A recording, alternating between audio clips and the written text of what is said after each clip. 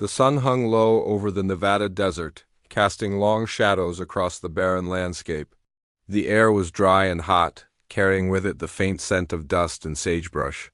In the middle of this vast emptiness, a group of people worked tirelessly, under makeshift tents.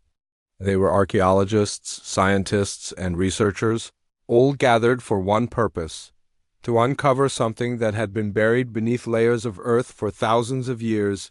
Daniel Carter stood at the edge of the dig site, his hands resting on his hips as he surveyed the scene before him. He was in his late 40s, with short graying hair and a weathered face that spoke of years spent outdoors. Daniel had spent most of his life digging up pieces of history, but this project felt different. There was an energy here, a sense of anticipation that made his heart race every time he thought about what they might find. Nearby, Lavra Bennett knelt by a freshly unearthed section of soil. She was younger than Daniel, probably in her early 30s, with curly brown hair tied back in a loose ponytail. Her eyes sparkled with excitement as she brushed away dirt from a strange object protruding from the ground. It wasn't like anything she'd seen before, smooth and metallic, almost too perfect to be natural. "Daniel," she called out, her voice tinged with both curiosity and disbelief. "You need to see this." He walked over quickly, crouching beside her to get a closer look. What he saw took his breath away. The object was small, no larger than a dinner plate, but its surface gleamed despite being covered in centuries of dirt. It didn't resemble any metal used in human manufacturing. Instead, it seemed to shimmer faintly, as if alive. "What do you think it is?" Lavra asked, glancing at him. "I don't know," Daniel admitted, running his fingers lightly over the surface. "But I can tell you one thing, it's not from around here." That simple statement sent a ripple of unease through the team. Over the past few weeks, they'd discovered several unusual artifacts scattered throughout the area. At first, they assumed they were remnants of some ancient civilization, perhaps even evidence of early trade routes between distant cultures. But now, staring at this peculiar piece of something, those assumptions began to crumble. As word spread among the team, more people gathered around to examine the find. Some snapped photos, while others whispered theories to each other. One man suggested it could be part of a meteorite, though no one had ever seen a meteorite quite like this. Another wondered aloud if it might be connected to Area 51, the infamous military base located just miles away. That comment earned a few nervous chuckles, but the tension in the air remained thick. Later that evening, after the sun had dipped below the horizon and the temperature dropped significantly, Daniel and Lavra stayed behind to study the object further. They set up a portable workbench under the glow of battery-powered lanterns, carefully cleaning off the remaining dirt. As they worked, Lavra couldn't shake the feeling that they were onto something extraordinary. "You ever think we're going to stumble across something that changes everything?" she asked suddenly, breaking the silence. Daniel paused, looking up at her. "Every day," he replied with a wry smile. "But usually it turns out to be nothing more than a shard of pottery or a rusted coin." "This feels different," Lavra insisted. "I mean, look at it. Does that look like pottery or a coin to you?" He chuckled softly, but didn't argue. Instead, he turned his attention back to the object, examining it under a magnifying glass. The closer he looked, the stranger it became. Tiny patterns etched into the surface caught his eye, delicate lines forming shapes that seemed almost mathematical. He traced them with his fingertip, marveling at their precision. Just then, the object emitted a soft hum. Both Daniel and Lavra froze, exchanging wide-eyed glances. For a moment, neither of them moved, unsure if they'd imagined the sound. Then it happened again, a low, vibrating tone that resonated deep within their chests. "What the hell was that?" Lavra whispered, her voice barely audible. "I have no idea," Daniel said, leaning closer. "But whatever it is, it's definitely not normal." They continued to observe the object cautiously, noting how the hum grew louder when touched and quieter when left alone. It was as if the thing responded to physical contact, reacting to their presence.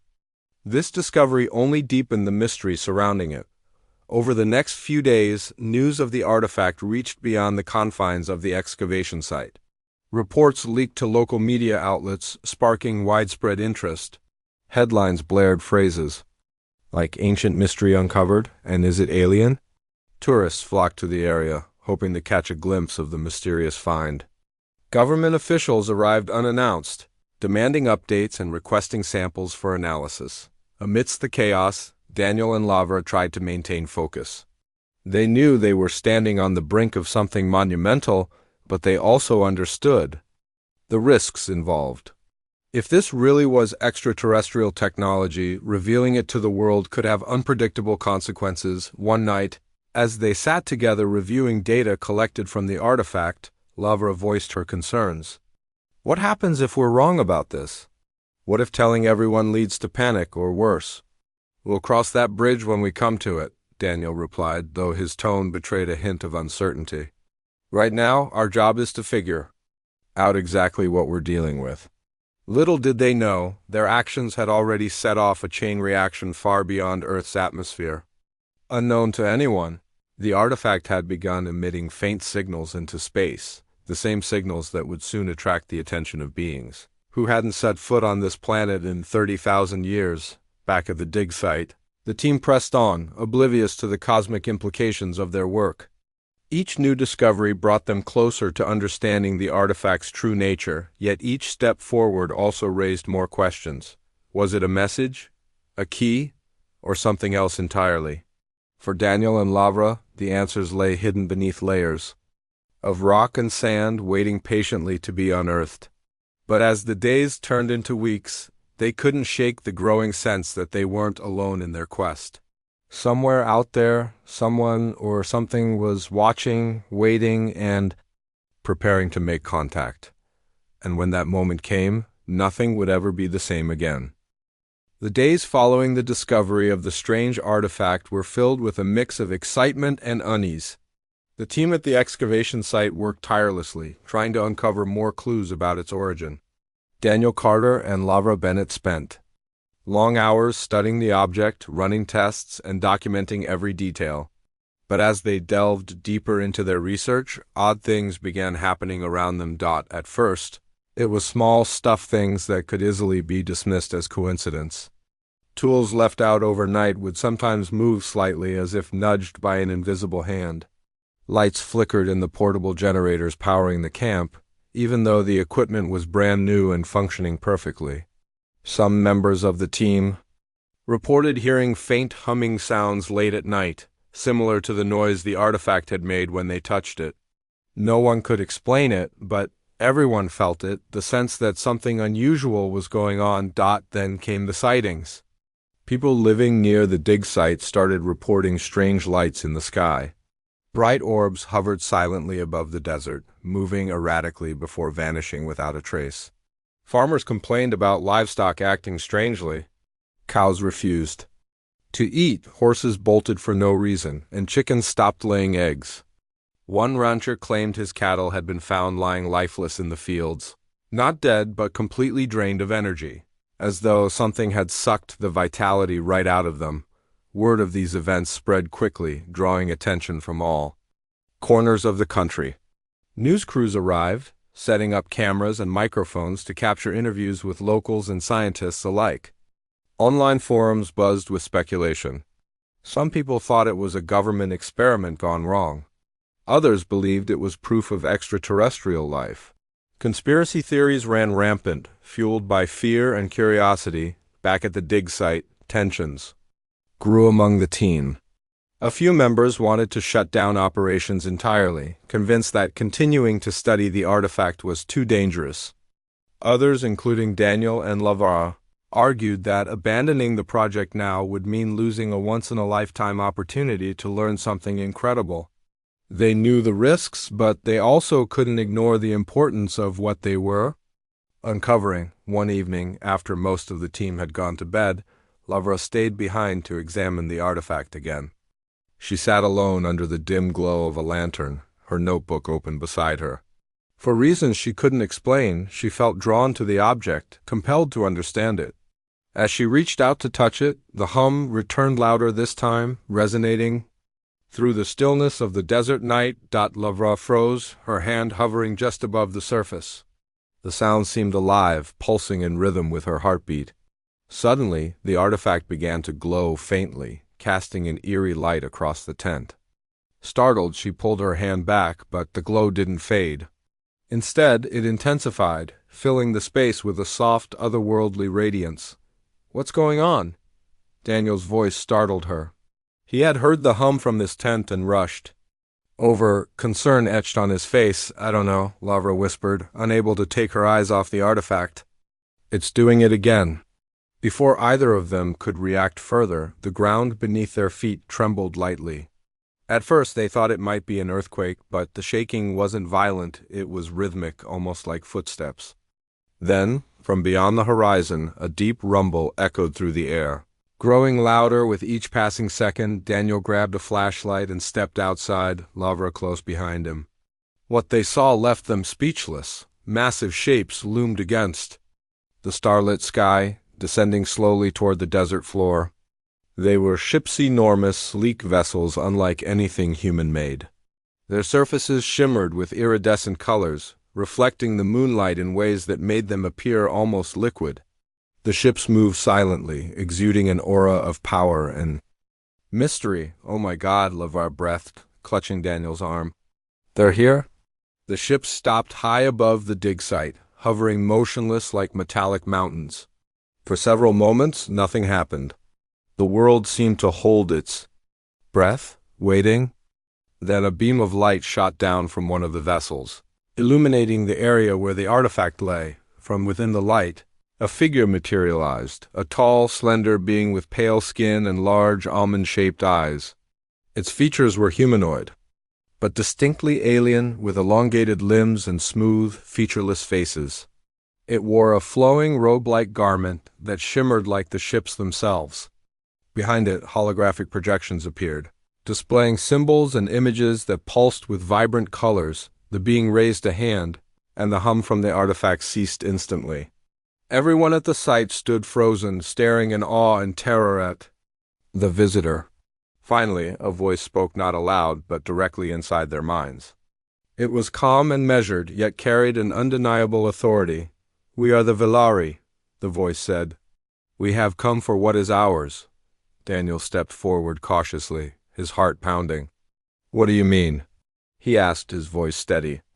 Despite the chaos swirling inside him, the alien gestured toward the artifact.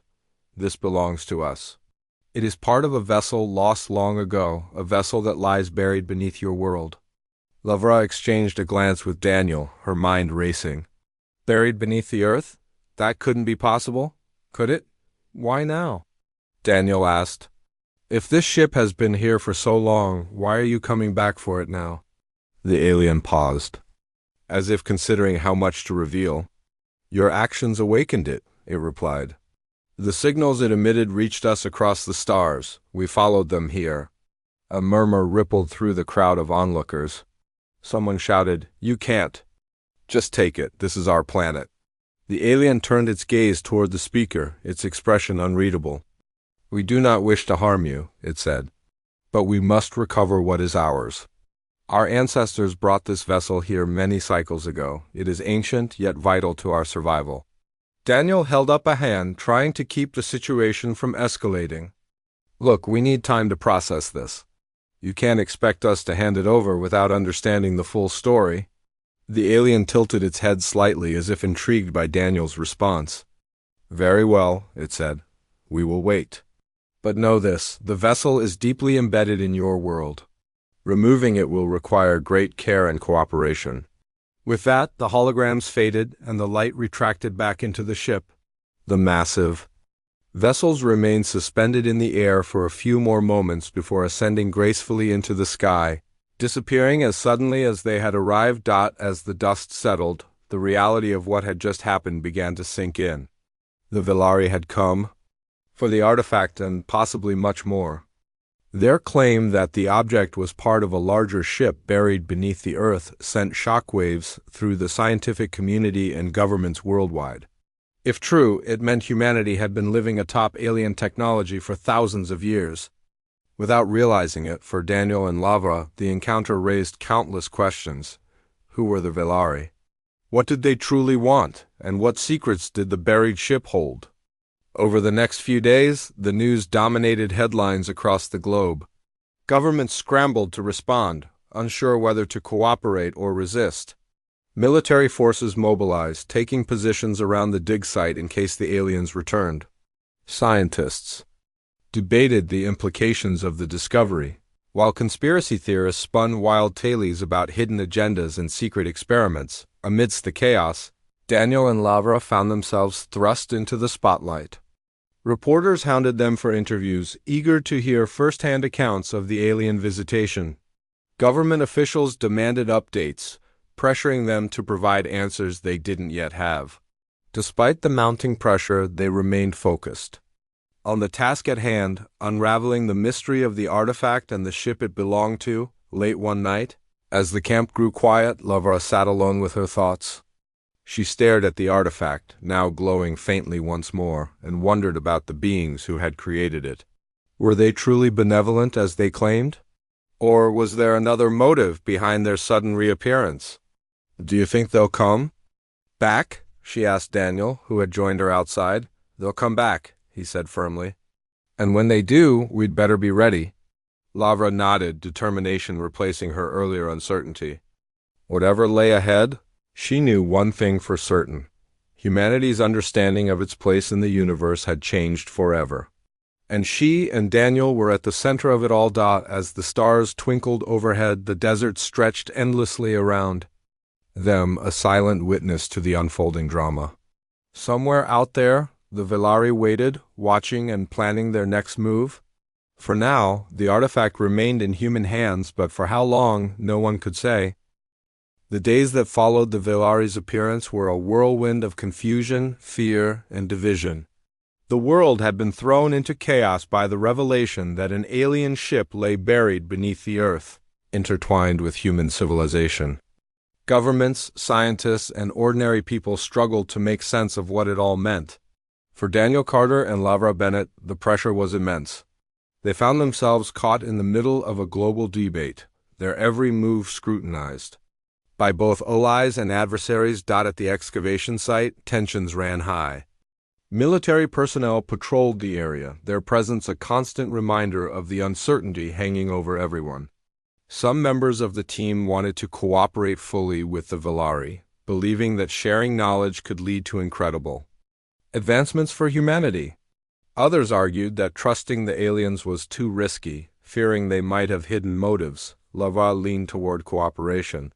She believed that open dialogue with the Velari could pave the way for mutual understanding. "If we shut them out," she told Daniel one evening as they sat reviewing data, "we risk making them enemies. And I don't think we're ready for that." Daniel sighed, rubbing his temples. "I get what you're saying, but it's not just about us. Governments are involved now, and they're not going to let us decide how this plays out. There's too much at stake." He was right. Around the globe, leaders debated how to handle the situation. Some countries pushed for diplomacy, urging calm and collaboration. Others called for caution, suggesting that humanity should prepare for the worst. The United Nations convened emergency meetings, trying to establish a unified response. But unity proved elusive. As nations prioritized their own interests over collective action amidst the political turmoil, public opinion became deeply divided. Protesters gathered outside government buildings, some holding signs that read, "Welcome the Velari," while others shouted slogans like, "Protect our planet." Social media buzzed with arguments, memes, and conspiracy theories. People were scared, excited, or somewhere in between. No one knew what to believe. Back at the dig site, another complication arose. Richard Dawson, a scientist on the team, openly advocated for full transparency with the Velari. He believed that humanity stood to gain far more than it risked by working with the aliens. "They've had thousands of years of technological development," he said during a heated meeting. "Imagine what we could learn from them." But not everyone agreed. Cynthia Holt, a military advisor assigned to oversee the operation, countered sharply. And imagine what they could do to us if they decide we're expendable, she snapped. We can't afford to be naive. We need to protect ourselves first. The disagreement created friction within the team, making it harder to focus on the task at hand. Daniel tried to mediate, reminding everyone that their primary goal was to understand the artifact and the buried ship. But even he couldn't ignore the growing unease around him. Every decision felt loaded with consequences, and the weight of responsibility pressed heavily on his shoulders. Meanwhile, aboard the Villari mothership orbiting Earth, tensions simmered among the aliens as well. Kalen, the leader who had spoken to Daniel and Lavara, remained committed to peaceful negotiation. He believed that cooperation with humanity was the best path forward, not only for recovering their lost ship, but also for fostering goodwill between their species. However, not all of the Villari shared his optimism. Zarin, a senior officer aboard the ship, grew increasingly frustrated with Callan's cautious approach. We cannot trust these humans, he argued during a council meeting. They are primitive and unpredictable. If we show weakness, they will exploit it. Kalen listened patiently, his expression calm but firm.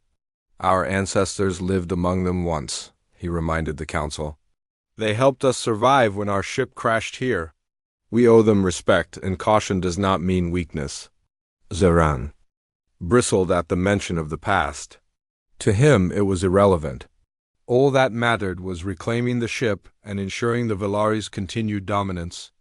He began rallying support from other crew members, planting seeds of doubt about Callan's leadership. His message resonated with those who feared humanity's potential threat, and soon a faction formed within the ranks. As dissent grew aboard the mothership, strange occurrences continued on Earth. The artifact emitted intermittent pulses of energy, causing minor disruptions in nearby electronics. Livestock deaths increased, and reports of unexplained phenomena spread across the region. Some locals claimed to see shadowy figures moving through the desert at night, though no evidence supported these claims. The combination of fear and curiosity drove more people to the dig site, turning it into a chaotic spectacle. One afternoon, Lavra noticed something unusual while examining the artifact. Its surface displayed faint patterns that shifted subtly when touched. She called Daniel over, pointing them out. Do you see this? She asked, tracing the lines with her finger. It's almost like a map. Daniel leaned closer, studying the patterns intently.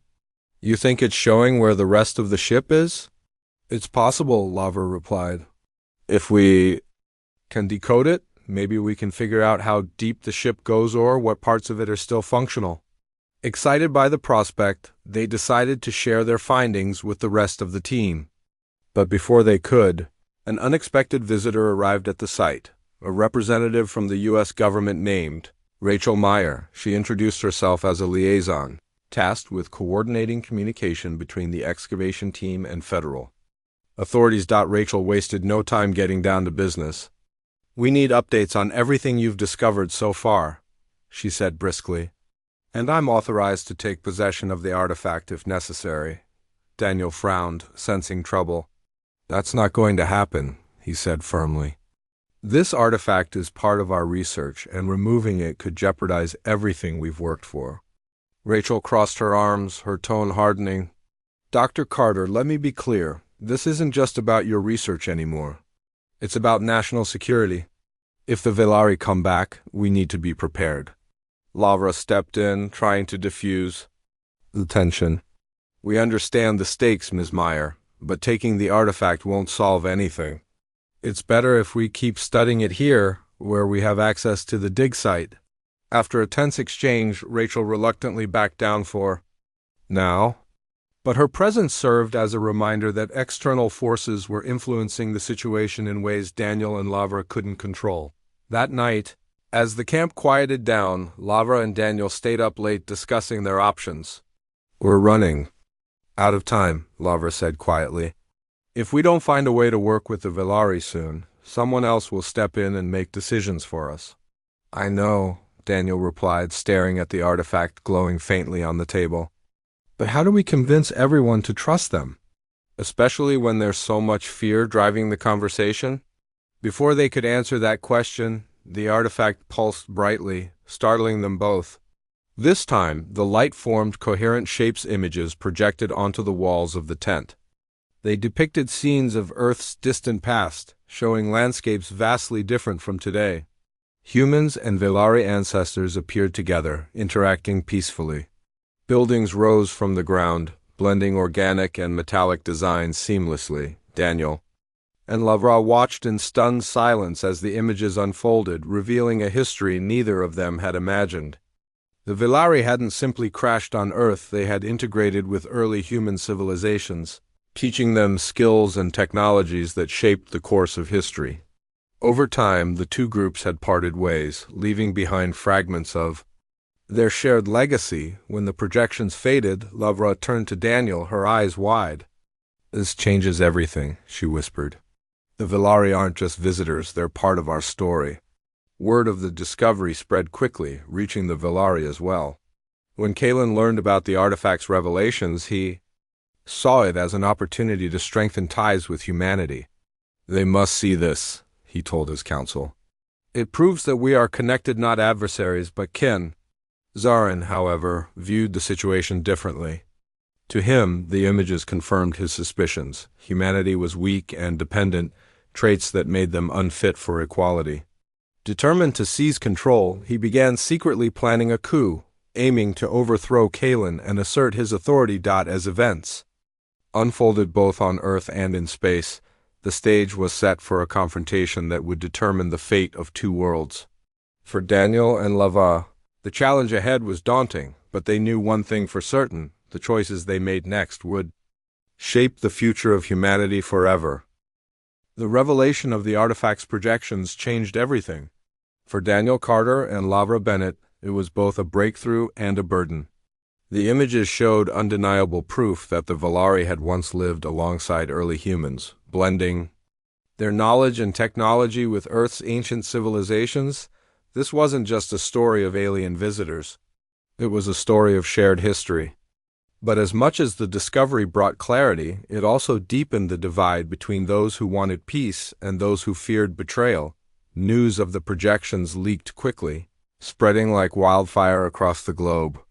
Governments scrambled to respond, unsure how to handle this new information. Some leaders saw it as an opportunity to foster goodwill with the Velari, while others viewed it as evidence that humanity had been manipulated for millennia. Public reaction mirrored the confusion. People debated whether the Velari were saviors or invaders, heroes or villains. Conspiracy theories multiplied, with some claiming the aliens had secretly controlled human evolution all along. At the excavation site, tensions reached a boiling point.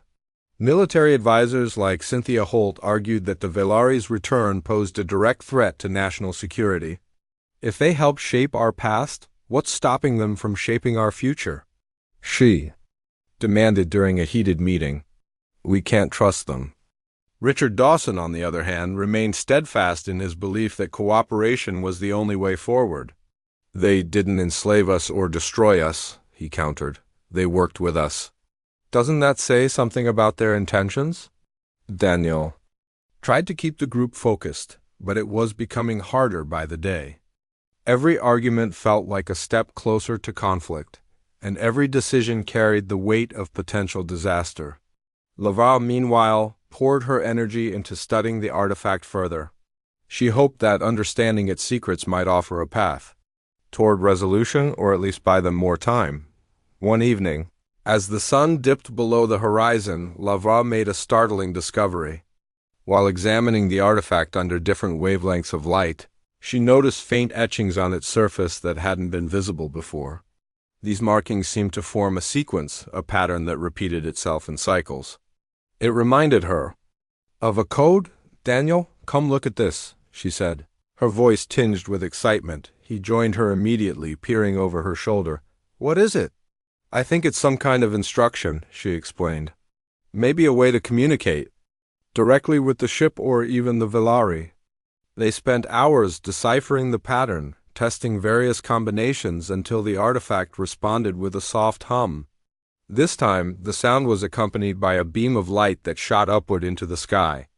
Within moments, one of the Velari ships descended silently, hovering just above the dig site. Kalen appeared again, stepping out of the glowing beam that connected the ship to the ground. His expression was calm but urgent. "You have activated the beacon," he said, addressing Daniel and Laura. "This confirms your willingness to engage. We must act quickly." "Act quickly for what?" Daniel asked, his tone cautious. "The ship beneath your world is unstable," Kalen replied.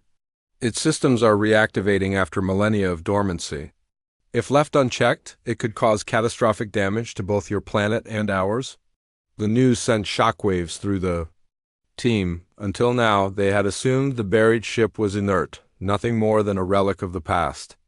The idea that it might be awakening and potentially dangerous was terrifying.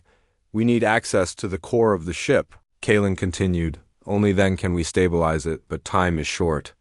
My crew has detected fluctuations in its energy field. Each pulse grows stronger." Before anyone could respond, Zarin emerged from the ship, flanked by several other Velari. His presence was commanding, his demeanor far colder than Kellen's. He addressed the humans with barely concealed disdain. "Your hesitation has already cost us valuable time," he said. "If you cannot cooperate, we will take what we need by force." The tension in the air was palpable. Daniel stepped forward, his voice steady despite the fear gnawing at him. "Force won't solve anything. If you start a fight, you'll lose whatever trust you've built here." Zarin's eyes narrowed. "Trust is irrelevant. Survival is all that matters." Kalen intervened, placing himself between Zarin and the humans. "Enough," he said firmly. "We are not conquerors. We are here to reclaim what is ours not to destroy." For a moment, it seemed as though Zarin might challenge Kalen openly. Instead, he turned and retreated back into the ship, leaving behind an uneasy silence. After the encounter, Daniel and Lavra conferred privately. "We can't let Zarin win," Lavra said. "If he takes control, there's no telling what he'll do." "You're right," Daniel agreed. "But how do we stop him without causing more problems?" They decided to focus on stabilizing the situation. Using the artifact as a guide, they worked tirelessly to map out the buried ship's structure. With each passing hour, they uncovered more details about its layout and function. It became clear that the ship wasn't just a vessel, it was a living entity of sorts, designed to adapt and integrate with its environment. Over thousands of years, it had fused itself with Earth's crust, becoming part of the planet itself. As they delved deeper into their research, Lavra realized something crucial. The ship's core wasn't just a source of power, it was also a repository of knowledge. If they could access it safely, they might gain insights that could benefit both species. But getting to the core would require navigating unstable sections of the ship, risking collapse or worse. Meanwhile, aboard the Velari mothership, Zarin's rebellion gained momentum. He rallied support from those who shared his distrust of humanity, arguing that Kellen's approach was too lenient. "The humans are weak," he declared during a clandestine meeting. "They cling to fear and indecision. If we wait for them to act, we risk losing everything." His words resonated with many, especially those frustrated by the slow progress on Earth. Emboldened by his growing influence, Zarin began making plans to seize control of the operation. He intended to bypass diplomacy altogether, using force to extract the ship's core regardless of the consequences. Back on Earth, Daniel and Lavra prepared for their next move. They knew they couldn't delay any longer. With the help of Richard Dawson and a small team of trusted scientists, they devised a plan to reach the ship's core. Using data from the artifact, they identified a series of tunnels leading downward into the Earth. Likely remnants of the ship's original structure, the journey into the tunnels was perilous. The walls shimmered faintly, pulsing with the same energy that emanated from the artifact. Strange sounds echoed around them, low rumbles and high-pitched whines that set their nerves on edge.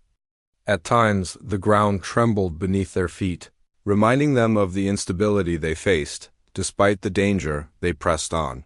Each step brought them closer to the core, but also deeper into uncertainty.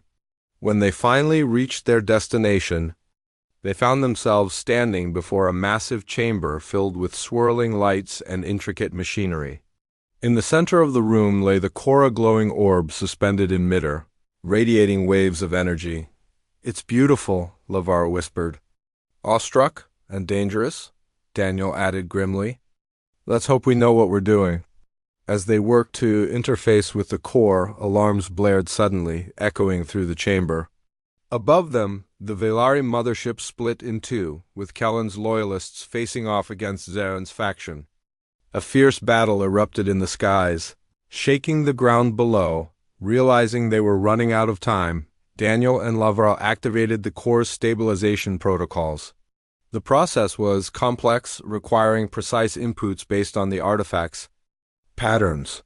As they worked, Zaren's forces launched an assault on the dig site, determined to claim the core for themselves. In the end, it came down to a race against time. With seconds to spare, Daniel and Lavra completed the sequence, triggering a surge of energy that stabilized the ship. The tremors ceased and the lights dimmed, signaling success. Outside, the fighting stopped abruptly as both sides realized the immediate threat had passed. When Kalen arrived moments later, he found Daniel and Lavra standing beside the now dormant core. "You've done well," he said, his voice filled with gratitude. "Together we may yet find a way forward." Though the crisis had been averted for now, the road ahead remained uncertain.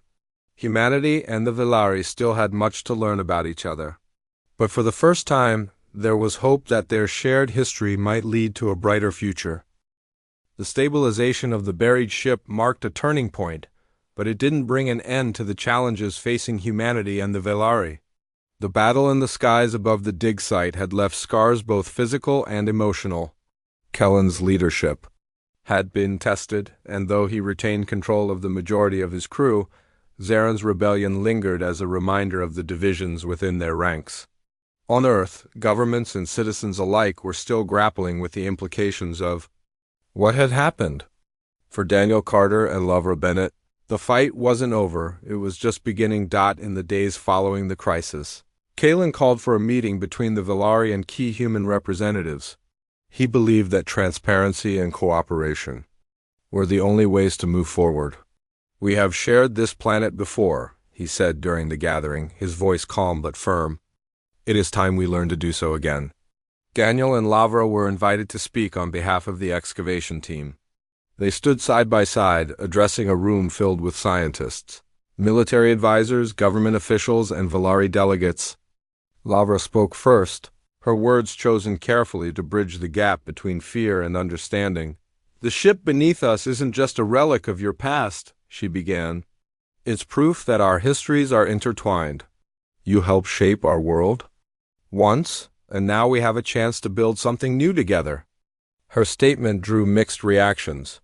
Some nodded in agreement, while others remained skeptical. A military advisor named Cynthia Holt voiced her concerns bluntly. "How can we trust you? Your own people are divided. What happens if another faction decides to take what they want?" Kalen stepped forward, his presence commanding respect even among those who doubted him.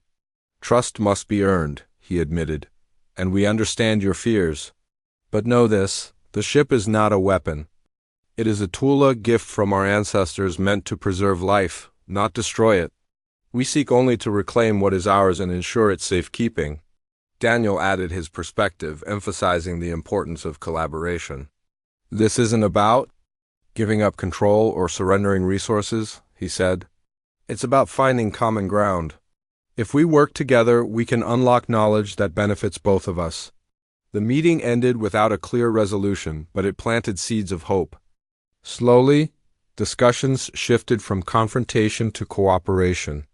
Teams of scientists, human and Velari, began working side by side to study the ship's core and its systems. Engineers explored ways to adapt its technology for use on Earth, focusing on solutions to pressing global issues like energy shortages and environmental degradation. For Lavra, the experience was transformative. She spent hours learning from the Velari, marveling at their advanced understanding of physics and biology. In return, she shared insights into human culture and history, helping them see Earth through her eyes.